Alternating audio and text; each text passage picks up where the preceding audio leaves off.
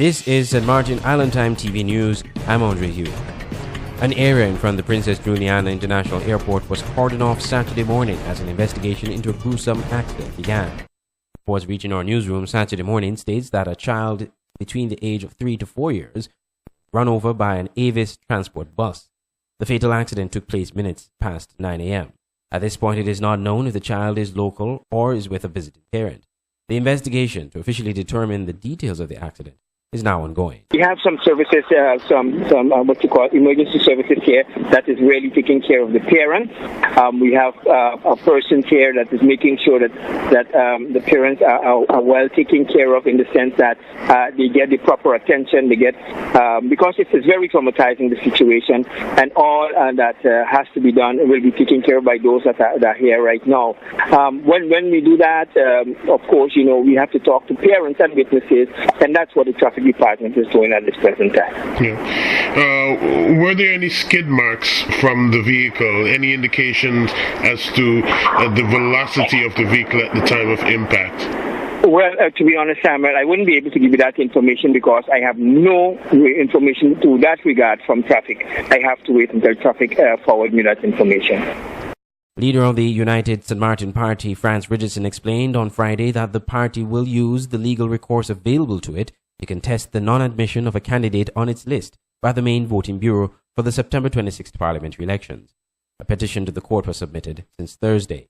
Richardson explained that due to an administrative oversight and several unforeseen circumstances up to the deadline to submit the list of candidates, one change wasn't made on a piece of document.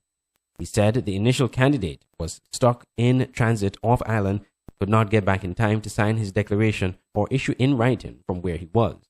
As such, the party moved hastily to make the necessary changes. It was during this process the administrative error occurred.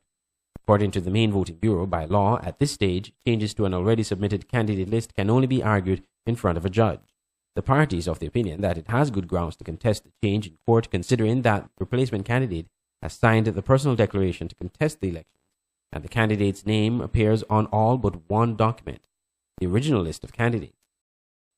Minister Ingrid Arundel provided more clarity and information on the selection of interim director of the SDA, Mr. Orlando Bryson, the applicant who is slated to be appointed as the interim director of the St. Martin Tourism Authority. An offer letter has been extended to Mr. Bryson. However, the finalization of the process, which is the signing of the actual contract, won't be done until the vetting process has taken place.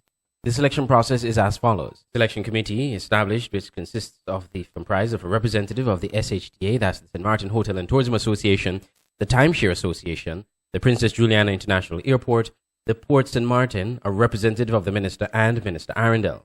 6 persons in total. An advertisement for the position was placed in newspapers in early May 2016. A total of 11 applications were received. An additional 2 applications were later received. However, they were submitted after the deadline and after the first round of interviews were already underway.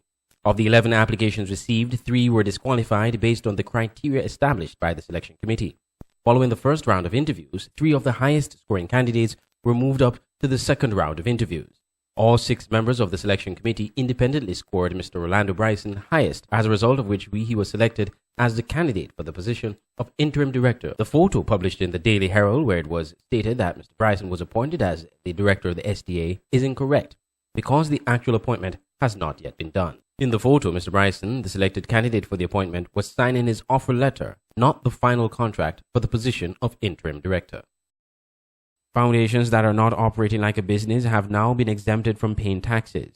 Minister of Finance Richard Gibson made this disclosure on Wednesday at the Council of Ministers press briefing that the change was made due to the fact that some foundations do not function as a business and actually benefit the St. Martin community. In the Council of Ministers, we corrected that situation that was caused last year, and we have now exempted foundations who are not involved in operation of a business. Let me explain that. You could have a foundation, and the foundation could be, or an association, could be an association attending to the welfare of its members. That is good, that is necessary and should be done. But some foundations, associations, in the course of those activities, for instance, operate a business. For example, if you had an association who was looking after the welfare, the medical welfare of its members, or an association looking after the medical welfare of its members, and in the course of it decided, well, we're going to open a drugstore. And that drugstore then sells drugstore products not only to the members, but the public at large. That's a business. In that case, that foundation will have to be treated as far as the operation of its business like any other business, because it is operating a business. So that's a distinction that we make today, that those foundations or associations which are not operating businesses, they will not have to file taxes in future. This has been St. Martin Island Time TV News. I'm Andre Huey. Thank you for watching.